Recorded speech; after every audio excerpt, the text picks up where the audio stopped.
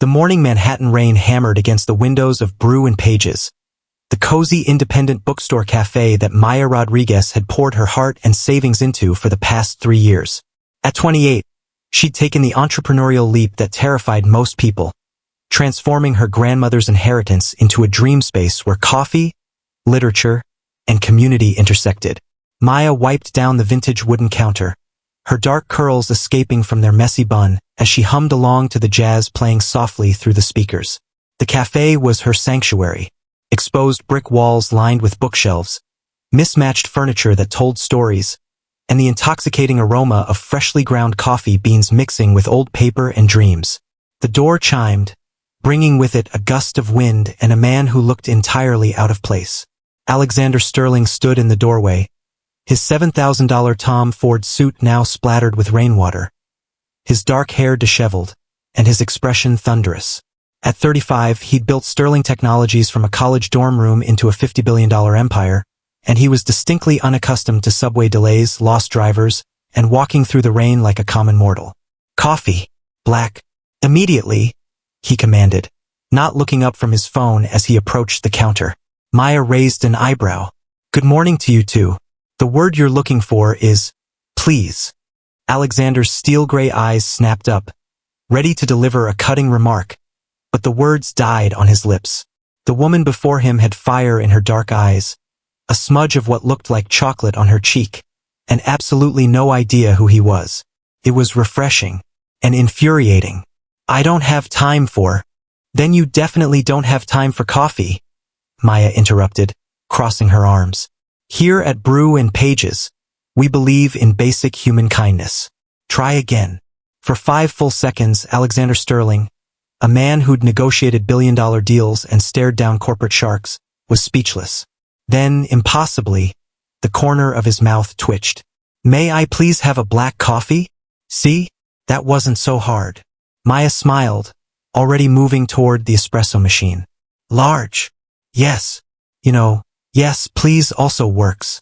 Alexander found himself almost smiling as he watched her work with practiced efficiency. The cafe was nothing like the sterile, modern spaces he usually frequented. It was warm, cluttered, lived in, real. "You're not from around here," Maya said conversationally as she prepared his drink. "What makes you say that? Besides the suit that costs more than my monthly rent, you have that, I usually have people do everything for me energy." She handed him the coffee with a knowing smile. $8. $8 for coffee? That's actually cheap for Manhattan, Mr. Sterling. Alexander Sterling. He watched her face carefully for recognition. The usual widening of eyes, the shift in demeanor that happened when people connected his name to his fortune. But Maya just shrugged. "Well, Mr. Sterling, enjoy your coffee. There's a seat by the window if you want to wait out the rain." Alexander pulled out his phone to pay, but Maya pointed to a handwritten sign. "Card reader broken. Cash only today." "Sorry, I don't carry cash." "Then I guess you're doing dishes," Maya quipped, but seeing his genuinely confused expression, she sighed. "Forget it. Consider it on the house. You look like you're having a rough morning." "I don't accept charity. It's coffee, not a kidney. Let it go." She was already turning to help another customer. Alexander stood there, uncertain and oddly fascinated. When was the last time someone had done something for him without wanting something in return? When was the last time someone had challenged him, treated him like a regular person, refused to be impressed? He sat by the window and watched Maya work. She knew every customer by name, remembered their usual orders, asked about their lives with genuine interest.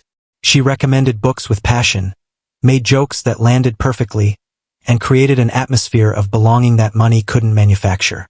His phone buzzed with increasingly frantic messages from his assistant. The board meeting, the merger, the crisis that apparently only he could solve. But for 20 minutes, Alexander Sterling sat in a coffee shop and felt something he hadn't experienced in years. Curiosity about another human being. Before leaving, he placed a $100 bill under his empty cup. Maya found the money an hour later and rolled her eyes. Of course, the entitled billionaire, because she'd Googled him after he left and nearly dropped her phone, thought he could just throw money at everything. She tucked the bill into an envelope and wrote his name on it, determined to return it when he inevitably came back. People like Alexander Sterling always came back to places that treated them like normal humans. She was right.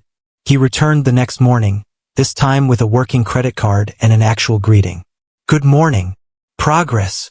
Maya grinned. "The usual? You remember?"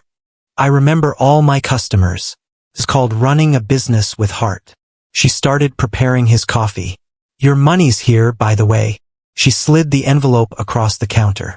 "I don't need tips that could pay my rent. What if I wanted to support a small business?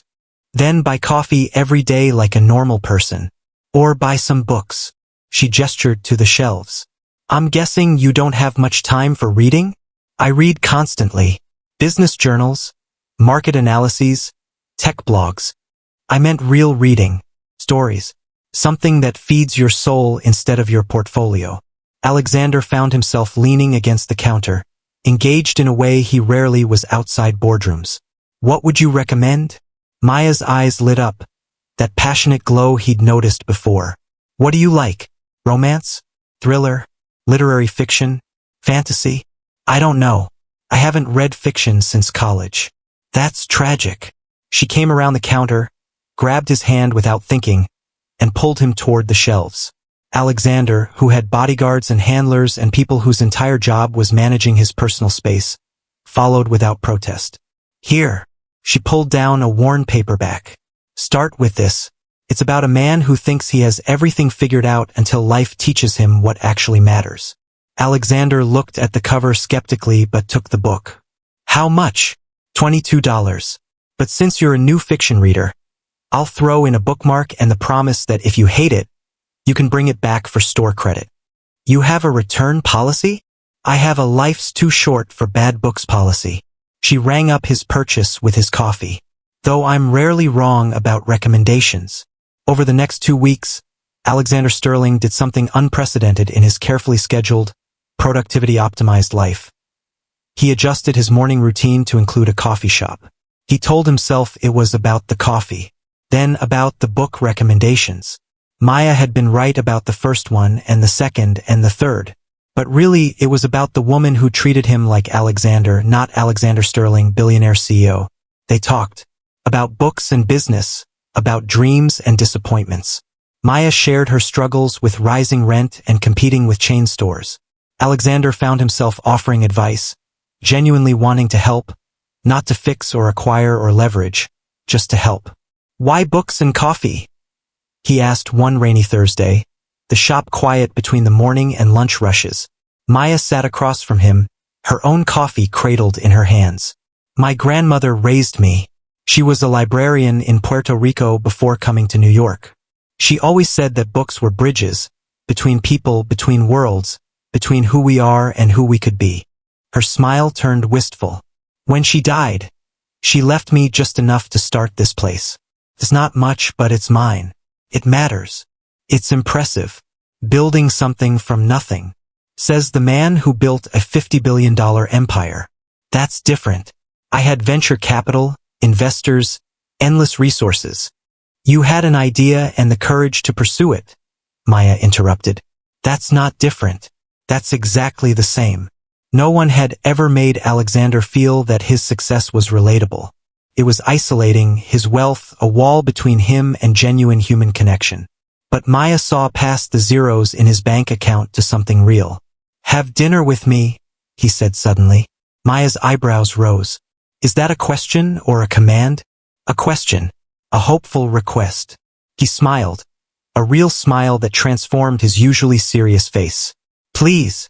Their first date was supposed to be casual, but Alexander, used to Michelin-starred restaurants and exclusive venues, had made reservations at Per Se, one of New York's most expensive restaurants. Maya arrived in a vintage dress from a thrift store, feeling immediately out of place among the designer gowns and diamond jewelry. Alexander, reading her discomfort, leaned close. "You look beautiful, and everyone here is boring. Trust me." Dinner was a study in contrasts. Alexander was sophisticated, knowledgeable about wine pairings and formal dining etiquette. Maya was authentic, making jokes with the sommelier and asking the chef questions about the food with genuine curiosity. "This costs $300?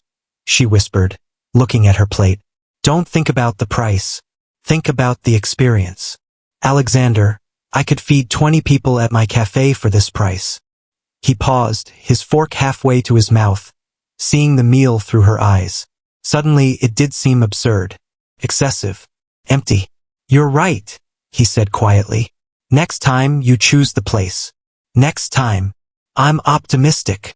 Maya's next choice was a hole-in-the-wall Puerto Rican restaurant in her neighborhood, where the owner knew her by name and the food was served family-style on plastic tablecloths. Alexander had never had a meal he enjoyed more. Over the following weeks, they navigated the complicated terrain between their worlds. Alexander introduced Maya to Broadway shows and art galleries, helicopter tours of the city and weekend trips to the Hamptons. Maya showed Alexander street festivals and community gardens, dive bars with the best jazz music and bookshops hidden in Brooklyn basements. But tension simmered beneath their growing connection. "Come to the charity gala with me," Alexander said one evening, sprawled on the vintage couch in Maya's tiny apartment above the cafe. It was the first time he'd been somewhere that cost less than several $1,000,000, and he loved it. The mismatched furniture, the overflowing bookshelves, the scent of coffee drifting up from below. "Alexander, I don't belong at those events. You belong wherever I am." "That's sweet, but I'd need a dress and—" "I'll buy you a dress." Maya stiffened. "I can buy my own dress." "I didn't mean—" "I know you didn't, but that's the problem." She sat across from him, her expression conflicted. "Your world runs on money. Mine runs on meaning. I don't know how to bridge that gap." "We're bridging it right now. Are we? Or are we just two people enjoying a fantasy before reality crashes in?" Alexander reached for her hands. "This is real, Maya. The realest thing in my life." But doubt had planted its seeds. The test came when Maya's landlord announced he was tripling her rent. The building had been sold to a development company planning to convert everything into luxury condos. She had 60 days. "This is it," she told Alexander, tears streaming down her face as they sat in her cafe after hours. "I can't afford that. I'll have to close. Let me help." "Help how? Write a check? Buy the building?" She laughed bitterly. "That's not help, Alexander. That's a takeover. That's not fair. Isn't it? Your world solves everything with money. My world doesn't work that way. So, you'd rather lose everything than accept help from someone who cares about you?" "I'd rather lose everything than lose myself." Maya stood, pacing. "Don't you see? The moment you swoop in with your billions and save me, this stops being my dream. It becomes yours.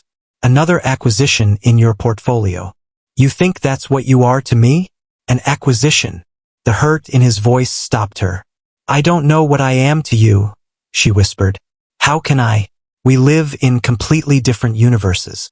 You probably spent more on dinner last week than my entire business is worth." "None of that matters." "It all matters." Maya's voice cracked. "You can't understand what it's like to struggle, to fight for every dollar, to lie awake at night worried about making payroll." "My first business failed," Alexander interrupted quietly. "Before Sterling Technologies, I built a company that crashed spectacularly. I lost everything. My savings, my investors' money, my reputation. I slept on friends' couches. I ate ramen for months. I understand struggle, Maya."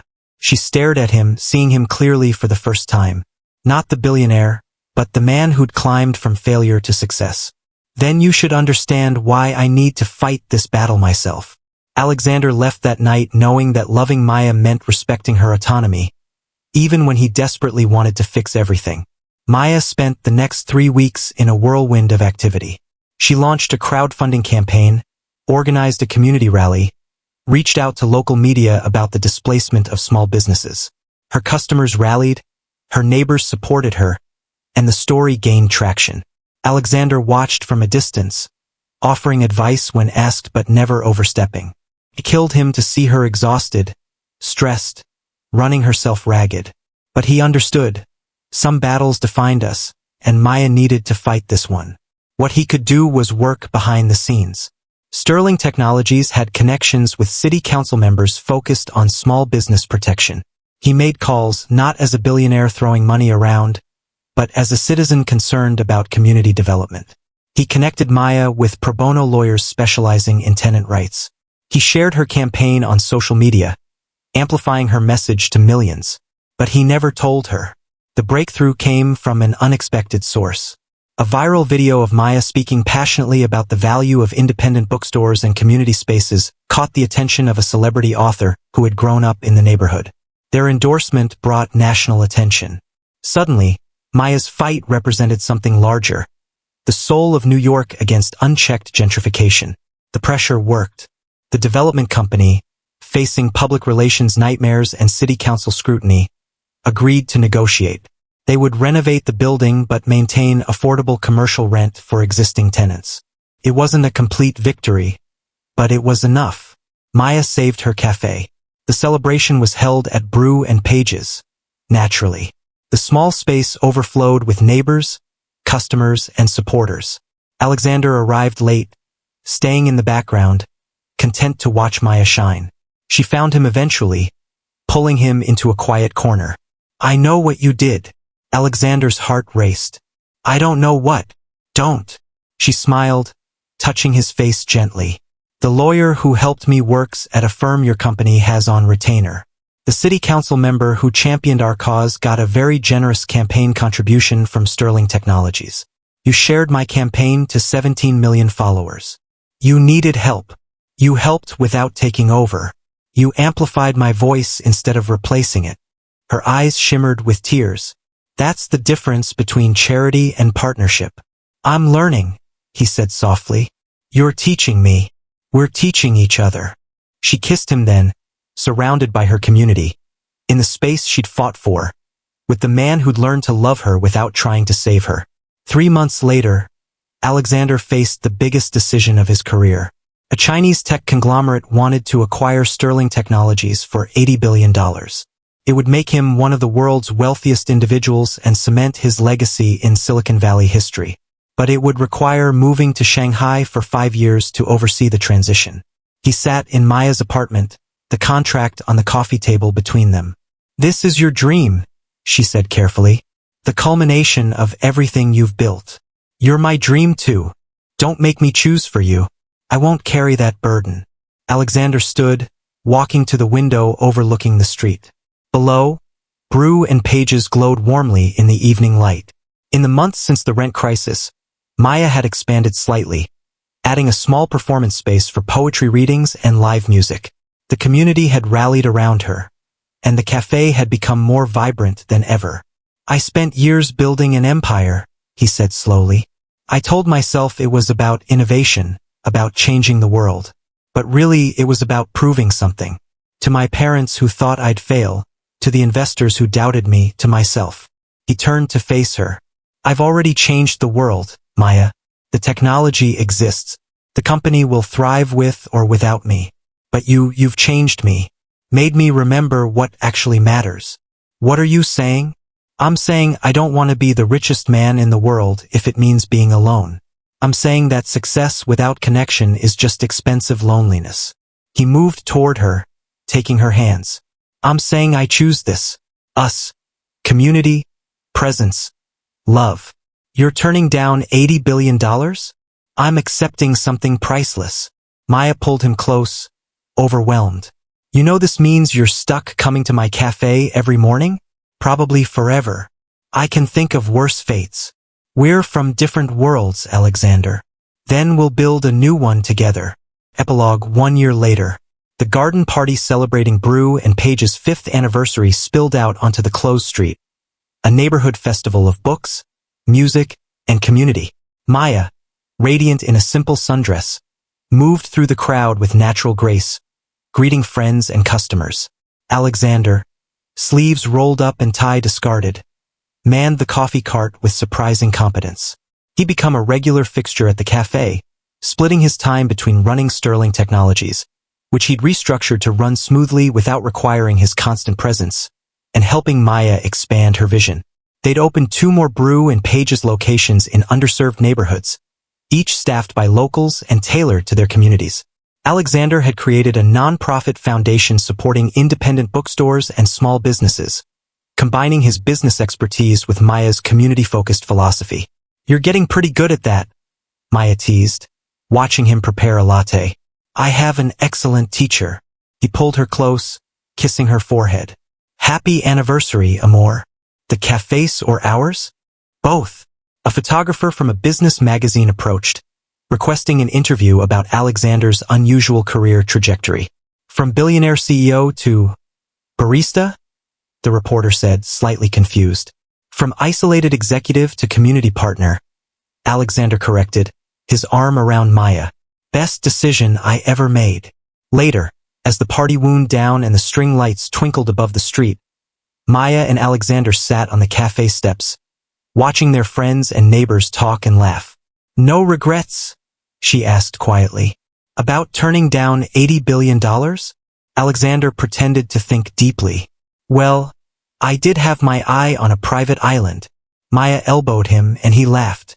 "Not one single regret. You know what I realized? True wealth isn't about how much money you have. It's about having something that money can't buy. Purpose, connection, love." He squeezed her hand. "I'm the richest man in the world, Maya. Just not the way I thought I'd be." "That's very philosophical for a tech billionaire." "Former tech billionaire. Now I'm just your business partner and very devoted boyfriend." "About that." Maya turned to face him, nervous excitement in her eyes. "I was thinking maybe you could upgrade from boyfriend to something more permanent." Alexander's eyes widened. "Are you proposing?" "Maybe." She grinned, pulling out a simple silver band she'd been hiding in her pocket.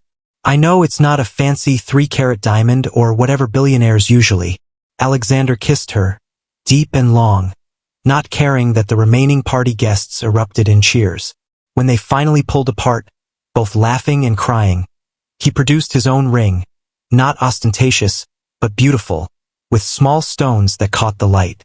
"I've been carrying this for 3 months, he admitted, waiting for the perfect moment.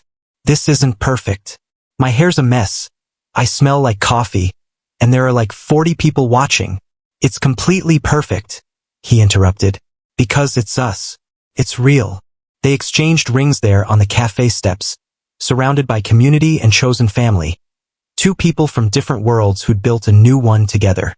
One where love mattered more than luxury, where connection trumped convenience, and where a billionaire learned that the best investment he'd ever make was in the woman who taught him that money couldn't buy happiness, but love could create it.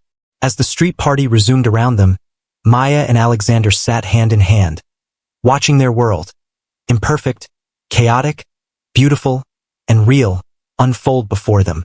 "So," Maya said, leaning into him, "ready to spend the rest of your life slinging coffee and recommending books? With you? Absolutely. Even when we're old and gray and the cafe's falling apart? Especially then." Because Alexander Sterling had learned the most valuable lesson of all. The billion-dollar heart wasn't found in bank accounts or stock portfolios. It was found in moments like this, sitting on worn steps with the woman he loved, surrounded by community, knowing that he had everything that truly mattered. And that, as Maya would say, was the best story of all.